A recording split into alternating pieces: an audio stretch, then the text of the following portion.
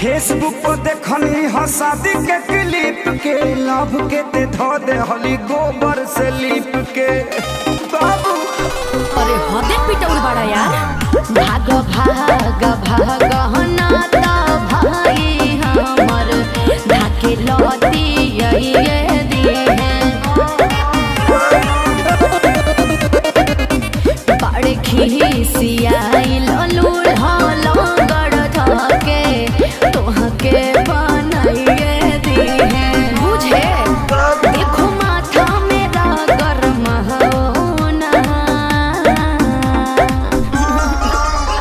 हे बाबू आओ ना भाई